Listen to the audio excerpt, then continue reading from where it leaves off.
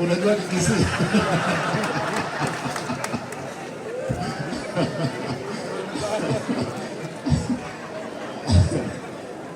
Na kabla sijaongea, mheshimiwa senator oito oyo nero musikione nitake tuko mdevinga. I'm ready, my brother, my elder brother.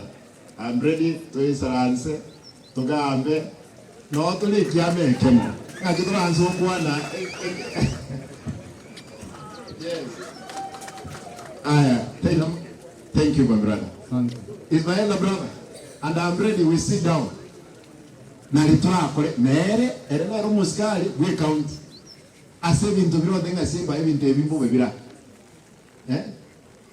onu baite ayesene tama ndo mbali gwasareirie egasi chiproga chiroro kaketu bate bitinanje na no bikoragero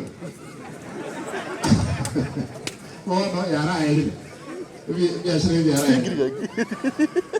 nataka tende wewe impact hiyo. Bwana Speaker, unakaribishwa hapa Kisii. Wewe umekuwa rafiki mzuri na nimeona women rep pia wa Mama Chakos uliserve na yeye tamu mbili pale bunge. Bwana Speaker, nakumbuka kwamba ndugu yako Tim Onyonka alikuwa ni constituency tulikuwa tunashare na yeye. Kwa hivyo tumekuwa karibu. Speaker, tunakuongeanga na yeye na nakwambia kwamba karibu Kisii. Mambo ya mbele 2032, wewe tukikutana kwa barabara tutaonana macho kwa macho. We will support you. Na wewe unajua ile nguvu uko nayo bungeni. Ukisema mtu atoke nje anatoka.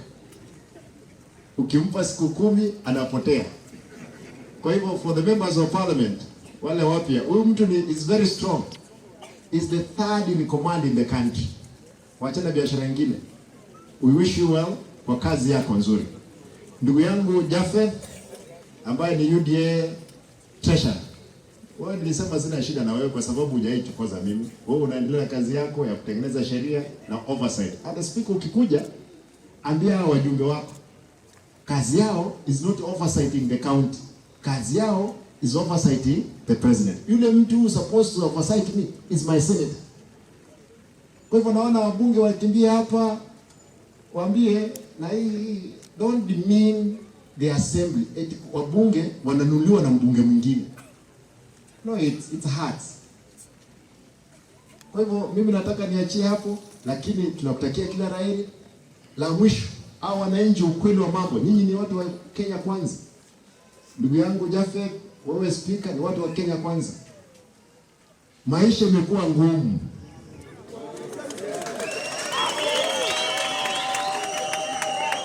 Maisha, imagine hapa ni nyumbani, mtu mahali anaingia shambani, anatoa chakula, lakini life is becoming difficult. Nilienda juzi hapo hospitalini, napata watu wamekuliwa kwa siako. Imagine ni kisi. Tunaomba serikali ya Mheshimiwa William Ruto, taxes. Hata mimi najua kwamba naweka taxes kidogo, lakini ipungue kidogo tafadhali. Watu vijana wa pikipiki hapo watakwambia ile mambo maisha wanapitia. Ni ngumu sana. Tafadhali hii barabara Mheshimiwa amesema hapa, nataka I want to report. I spoke to the president over this road. Hii kutoka Isibania to daraja mbili. Na Mheshimiwa William Ruto akaniambia ameongea na mtu wake PS wa roads. They are looking for 400 million. Imalizike pale junction mpaka daraja mbili. Pesa najua ni ngumu, tunaomba kwamba mkifika mwambie pia tumeongea. Hiyo ni kazi yake na mimi ya kwangu mtaniuliza. Mnikubalie nimalize kwa kusema haya. Mimi kama vice chairman wa chama cha ODM, vile ndugu zangu wa UDA wanaendelea kujipiga kifua, nataka niseme kwamba hapa Kisii ni ODM. Ni ukweli? Kwa hivyo mkikuja polepole. Acha hapa ni Azimio ilishinda. Kwa hivyo sisi na hatuna shida, tutafanya kazi pamoja na serikali. Na demokrasia inaomba kwamba wakati Kenya Kwanza ilishinda, ndio serikali kuu, hatuna shida nayo. Sisi kama ODM tuko opposition, tutaendelea kufanya kazi na serikali kuu. Na nataka nimalize kwa kusema Mheshimiwa Rais akikubali anakuja, tunakaribisha yeye, tunafanya naye kazi na tunaomba yeye kazi kutoka ile iko juu. Hatuko vita yoyote. Sisi hawa watu ni watu wangu wote. Wakuwe wa UDA, wakuwe wa UPA ambayo ni nyumba ya Omogusi, ikuwe ODM chama tukufu cha kitaifa. Hiyo yote sisi tuko watu wamoja. Na hawa watu wote ni watu wangu.